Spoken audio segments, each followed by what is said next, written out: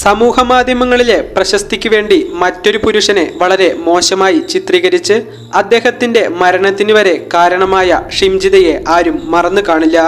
സ്ത്രീകൾക്കെതിരെയുള്ള ആക്രമണങ്ങൾ തടയാനുള്ള നിയമങ്ങൾ കൊണ്ട് തന്നെ അവർ മറ്റുള്ളവരെ ക്രൂശിക്കാൻ ശ്രമിക്കുന്നു. ഇത് എല്ലാവരെയും പറയുന്നതല്ല, ഈ നിയമങ്ങൾ തെറ്റായി ഉപയോഗിക്കുന്നവരെ മാത്രം. നമ്മൾ ഇന്ന് ചർച്ച ചെയ്യാൻ പോകുന്നത് ഇറ്റലിയിൽ നിലനിന്നിരുന്ന പീഡന വിവാഹ നിയമം എന്ന കറുത്ത നിയമം തന്നെ നിർത്തലാക്കിയ ഒരു പെൺകുട്ടിയുടെ കഥയിലേക്കാണ്. ഇറ്റലി എന്ന രാജ്യത്തിലെ നിയമവ്യവസ്ഥയെ തന്നെ മാറ്റിമറിച്ച ആ പെൺകുട്ടിയുടെ കഥയിലേക്കാണ് നമ്മുടെ ഇന്നത്തെ യാത്ര.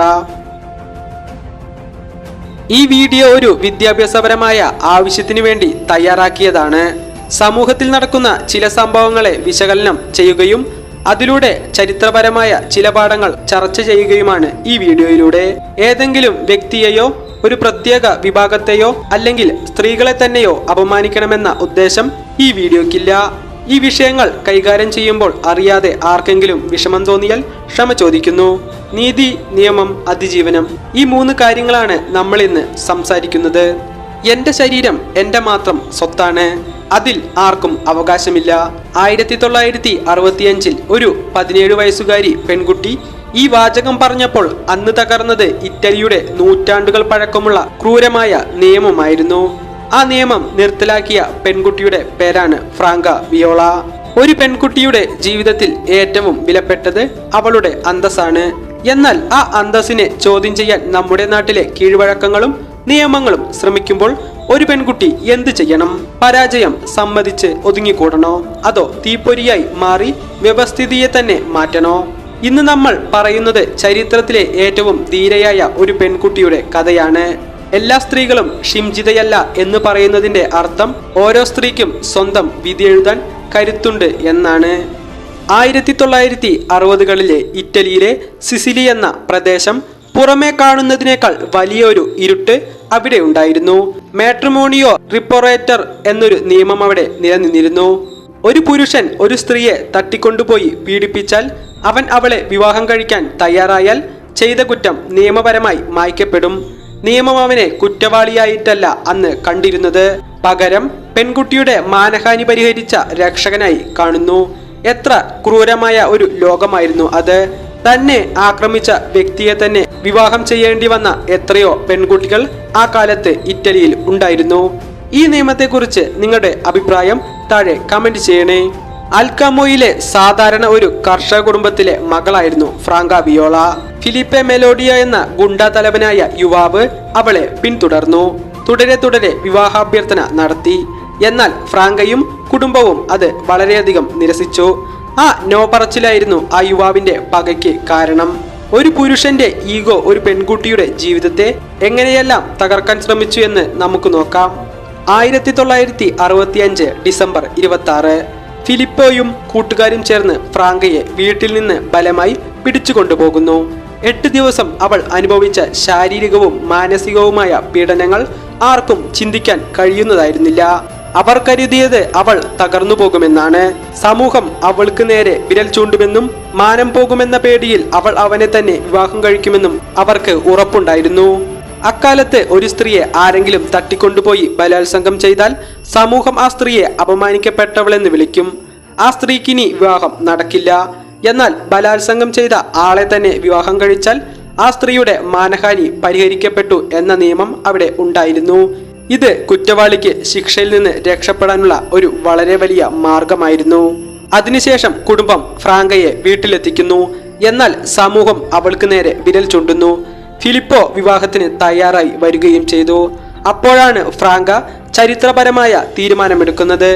ഞാൻ അവനെ വിവാഹം കഴിക്കില്ല. അച്ഛനും അമ്മയും അവൾക്ക് പൂർണ്ണ പിന്തുണയും നൽകി. അന്ന് സിസിലിയിൽ നിന്ന് ഒരു പെൺകുട്ടി ഇങ്ങനെ പറയുന്നത് ചിന്തിക്കാൻ പോലും കഴിയാത്ത കാലമായിരുന്നു. കേസ് കോടതിയിലെത്തി. പലരും ഫ്രാങ്കയെ കുറ്റപ്പെടുത്തി. എന്നാൽ അവൾ കോടതിയിൽ നിർഭയയായി നിന്ന് മൊഴി നൽകി. എല്ലാ സ്ത്രീകളും ഷിംജിതയല്ല എന്ന് നമ്മൾ നേരത്തെ പറഞ്ഞതുപോലെ സാഹചര്യങ്ങൾ പലപ്പോഴും നമ്മളെ തോൽപ്പിക്കാൻ ശ്രമിക്കും.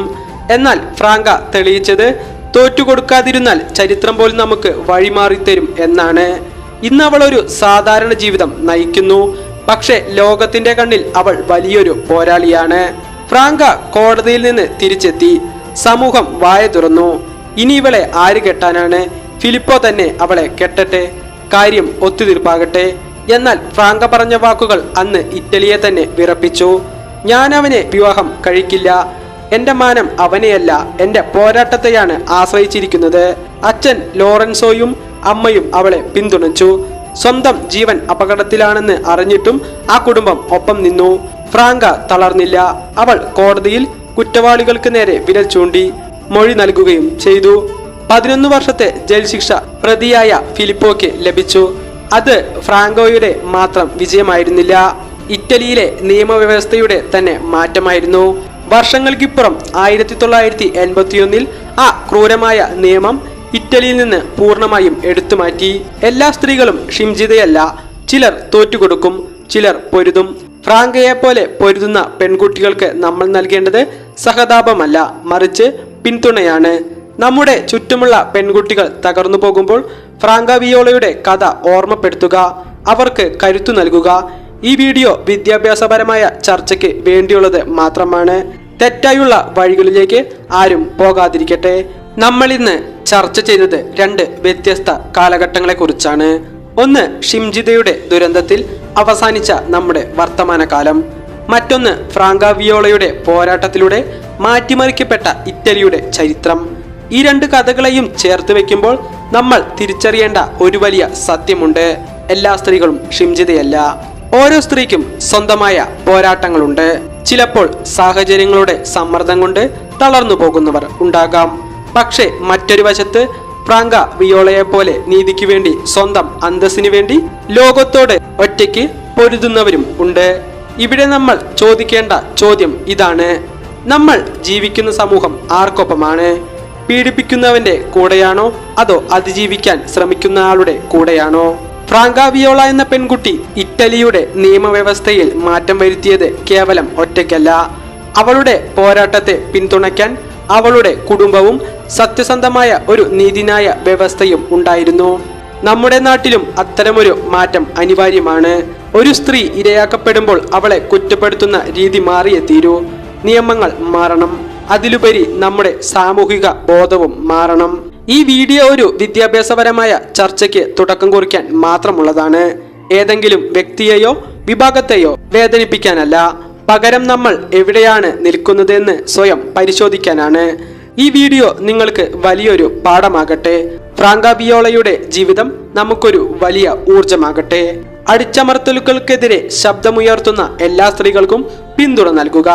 കാരണം ഒരു പെൺകുട്ടിയുടെ നിശബ്ദതയല്ല, അവളുടെ ശബ്ദമാണ് ഈ ലോകത്തെ കൂടുതൽ സുരക്ഷിതമാക്കുന്നത്.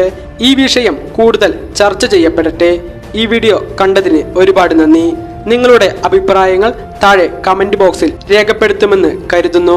ഇതുപോലുള്ള ഇൻട്രസ്റ്റിംഗ് വീഡിയോകൾക്ക് നമ്മുടെ ചാനൽ ഒന്ന് സബ്സ്ക്രൈബ് ചെയ്യണേ. അപ്പോൾ അടുത്തൊരു നല്ല വീഡിയോയുമായി ഇനിയും കാണുന്നത് വരെ എല്ലാവർക്കും ബൈ.